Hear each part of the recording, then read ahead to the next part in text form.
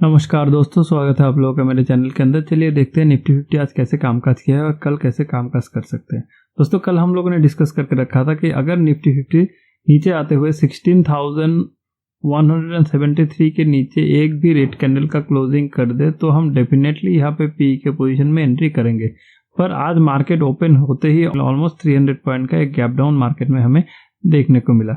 इसके बाद हमारा जो प्लानिंग था, कोई भी प्लानिंग इस सिनारियो में काम करने वाला नहीं था। हम हर वक्त डिस्कस करते हैं, अगर मार्केट ने 150 पॉइंट से ज़्यादा 150-200 पॉइंट से ज़्यादा गैप डाउन या गैप अप कर ले तो हम वेट करेंगे परफेक्ट प्राइस एक्शन के लिए। इसके बाद ही हम कोई ट्रेड प्लान करेंगे। तो आज का सिनेरियो भी कुछ ऐसा ही था। मार्केट ने ऑलमोस्ट 15,900 से लेकर नीचे आना शुरू किया।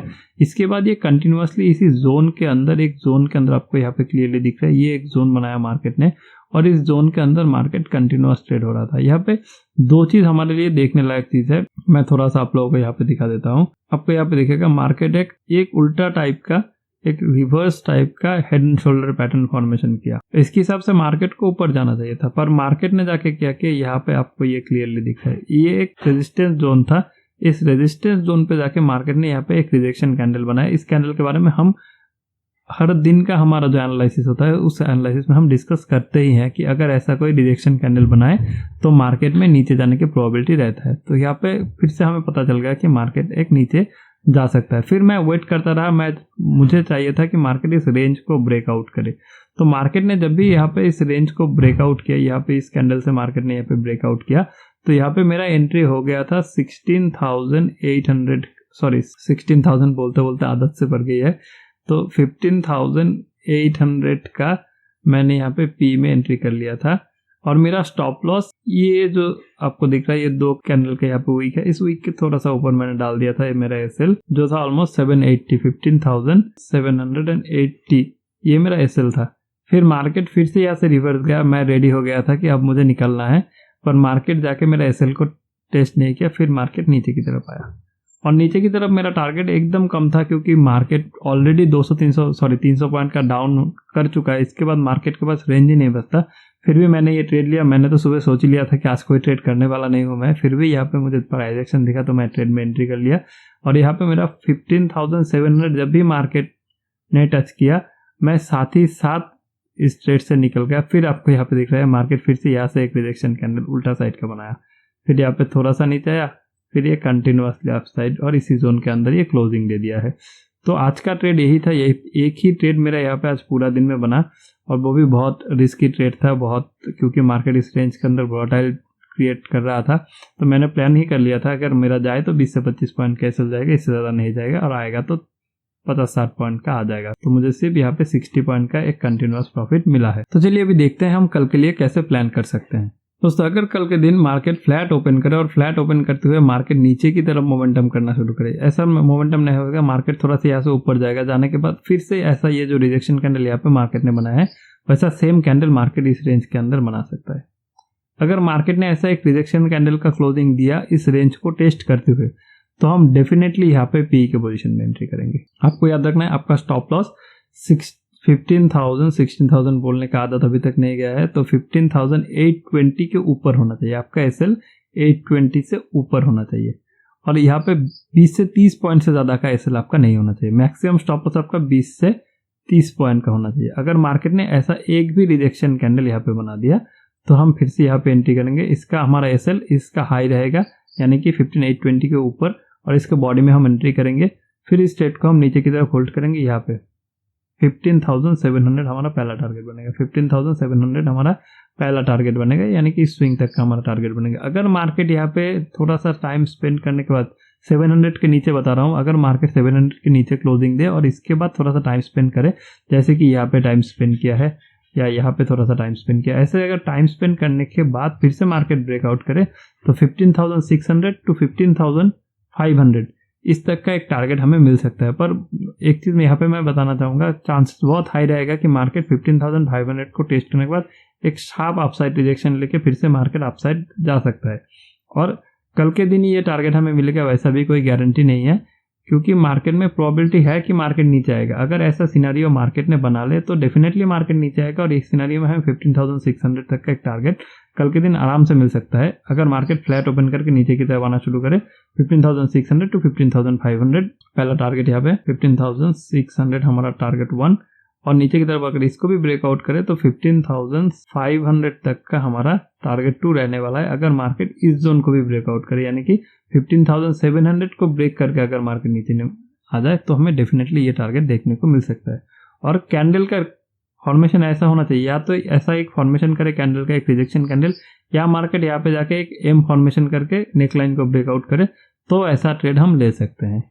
अगर मार्केट फ्लैट ओपन करने के साथ साथ ये अपसाइड निकल जाए और ये जो यहाँ पे स्विंग मार्केट ने बिल्ड किया है, यहाँ पे देख पा रहे हो मार्केट यहाँ से रिजेक्शन ले रहा है, ये जो स्विंग मार्केट ने यहाँ पे बिल्ड किया है, इसको अगर ब्रेकआउट करते हुए एक 5 मिनट का कैंडल इसके ऊपर क्लोजिंग दे दे तो हम यहाँ पे फिर से एक सी के लिए प्लान कर सकते हैं। क्वांटिटी लो होना चाहिए क्योंकि मार्केट बहुत ज़्यादा नीचे आया है। इसके बाद मार्केट शार्पली एक साथ मार्केट अपसाइड नहीं जा सकता, इसीलिए मैं बता रहा हूँ कि अगर मार्केट ने एक ऐसा कैंडल का क्लोजिंग, एक बुलिश कैंडल का क्लोजिंग कर दे ये 15,281 के ऊपर, 15,821 के ऊपर एक भी कैंडल का क्लोजिंग कर दे तो हम सी के पोजीशन में एंट्री करेंगे, पर हमारा 1/4 क्वांटिटी के साथ। कितना क्वांटिटी? हम नॉर्मली जितना क्वांटिटी लेते हैं उसका 1/4 क्वांटिटी के साथ हम एंट्री करेंगे और फिर इस ट्रेड को हम होल्ड कर सकते हैं। हमारा पहला टारगेट यहाँ पे बनेगा 15,900 का, 15,900 का हमारा पहला टारगेट बनेगा। अगर मार्केट यहाँ से भी ब्रेकआउट करके यहाँ पे जाए, इसके बाद थोड़ा स्पेंड करने के बाद अपसाइड निकल जाए तो हम 16,000 फ्लैट रेंज तक का एक टारगेट हमें देखने को मिल सकता है। पर कल के दिन इससे ज़्यादा कोई टारगेट का एक्सपेक्टेशन मत रखिए मार्केट से, क्योंकि ऐसा भी हो सकता है कि मार्केट यहाँ से 15,900 को टेस्ट करने के बाद फिर से ये नीचे की तरफ आना शुरू करे। और एक चीज़ यहाँ पे ये 15,800 का भी जो रेंज है ये भी एक इम्पॉर्टेंट रेंज अभी के लिए हो गया है, क्योंकि ये जो रेंज है 15,880 ये भी एक इम्पॉर्टेंट पॉइंट हो गया, क्योंकि ये अभी के लिए एक रेजिस्टेंस बन चुका है, ये अभी के लिए एक रेजिस्टेंस बन चुका है, तो इसको भी मार्केट टेस्ट कर सकता है। तो हम 15,900 फ्लैट पकड़ के चलेंगे कल के लिए, इसके ऊपर हम नहीं सोचेंगे। और यहाँ पे स्टॉप लॉस आपको ये जो स्विंग है इस स्विंग से नीचे रखना है, या सबसे बेहतर सिनेरियो यही होगा, ये जो आपको एक स्विंग दिख रहा है यहाँ पे इस कैंडल का, इससे नीचे यानी कि 780 के नीचे अगर आप यहाँ पे 15,780 के नीचे अगर आप स्टॉप लॉस डालोगे तो 40 पॉइंट का एक एसएल बनेगा, 40 पॉइंट का एक एसएल यहाँ पे बनेगा। तो यहाँ पर भी 40 पॉइंट का एसएल रखे कि ये ट्रेड हो सकता है। यहाँ पे आपको 1:2 मैक्सिमम 1:3 का टारगेट मिल सकता है, तो उसका चांसेस भी बहुत ही कम है, 1:2 का टारगेट नहीं आपको बुक करना पड़ सकता है। तो आई होप ये फ्लैट ओपनिंग का सिनेरियो आप लोगों को समझ में आ गया होगा। चलिए अब देखते हैं मार्केट में गैप अप या गैप डाउन हो तो हम कैसे ट्रेड प्लान करेंगे। दोस्तों अगर मार्केट कल गैप अप ओपन करे और डायरेक्टली जाके ये 15,900 के ऊपर एक कैंडल का क्लोजिंग कर दे, डायरेक्टली ओपन करके 15,900 के ऊपर अगर एक कैंडल का क्लोजिंग कर दे तो हमारे लिए कंफ्यूजन बन सकता है। क्यों बता रहा हूँ? क्योंकि मार्केट को कुछ लोग ने शार्पली नीचे लाया है। अगर मार्केट अपसाइड चला जाए तो चांसेस है ये लोग, जो लोग यहाँ से मार्केट को नीचे 200-300 पॉइंट का डाउन में मार्केट को लाए हैं, वो लोग नहीं चाहेंगे मार्केट अपसाइड जाए। अगर मार्केट जाए भी तो ये 16,000 का जो रेंज है, 16,000 का जो रेंज है, ये एक फ्लैट एक साइकोलॉजी पॉइंट है, मार्केट इस तक जा सकता है, फिर यहाँ से फिर से एक रिजेक्शन कैंडल बना के मार्केट फिर नीचे आ सकता है। तो अभी के लिए अगर मार्केट ने इस रेंज के ऊपर क्लोजिंग कर दिया, गैप ओपन करके इस रेंज के ऊपर मार्केट ने अगर ओपन कर दिया 15,900 के ऊपर अगर मार्केट ने ओपन कर दिया तो हम कल के लिए अवॉइड करेंगे, क्योंकि अगर मार्केट ने इतना ऊपर ओपन कर लिया है तो हम कहाँ ऐसे लड़ेंगे हमें पता नहीं है, हमारा टारगेट क्या होने वाला है हमें ठीक से पता नहीं है। तो इस सिनेरियो में हम इग्नोर करेंगे। अगर हमें कोई बेहतर प्राइस एक्शन मिले इस रेंज के ऊपर, यानी कि 15,900 के ऊपर ओपन करने के बाद अगर हमें कोई एक परफेक्ट प्राइस एक्शन, जैसे हम ट्रेड करते हैं वैसा एक परफेक्ट प्राइस एक्शन मिले तो हम डेफिनेटली ट्रेड करेंगे। अगर कोई भी प्राइस एक्शन आपको ना मिले तो आप सारा दिन चार्ट को देखो, कोई फर्क नहीं पड़ता, पर अगर आपको perfect price action, perfect pattern ना मिले, आपको कोई ट्रेड नहीं लेना है। आई होप ये बात आपको कल के दिन याद रहेगा। और ऐसे में अगर मार्केट ने गैप डाउन ओपन किया, ये जो रेंज है जहां मार्केट ने क्लोजिंग दिया है 15,800 पे मार्केट ने क्लोजिंग दिया है, अगर मार्केट ने कल सीधा गैप डाउन ओपन कर लिया और गैप डाउन ओपन करके ये जो स्विंग मार्केट ने आज बिल्ड करके रखा है, जो डे लो मार्केट ने बिल्ड करके रखा है, अगर ये लो को मार्केट तोड़ दे, नीचे की तरफ आते हुए मार्केट ने फ्लैट ओपन नहीं किया, गैप डाउन ओपन किया और मार्केट ने लो को ब्रेक करके नीचे क्लोजिंग दे दिया, एक भी कैंडल मार्केट का लो को ब्रेक करके क्लोजिंग कर दिया, तो हम डेफिनेटली यहाँ पे फिर से पी के पोजीशन ढूंढना शुरू करेंगे।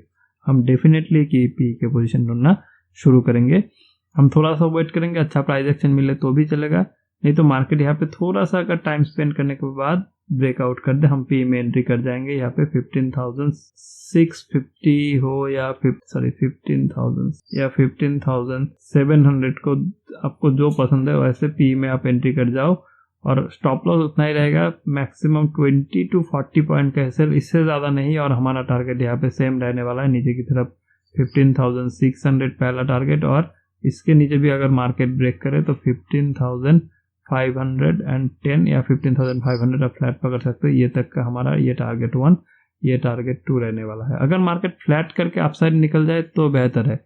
अगर मार्केट गैप अप ओपन करे और 15,900 के ऊपर ओपन कर दे तो हम डेफिनेटली अवॉइड करने की कोशिश करेंगे।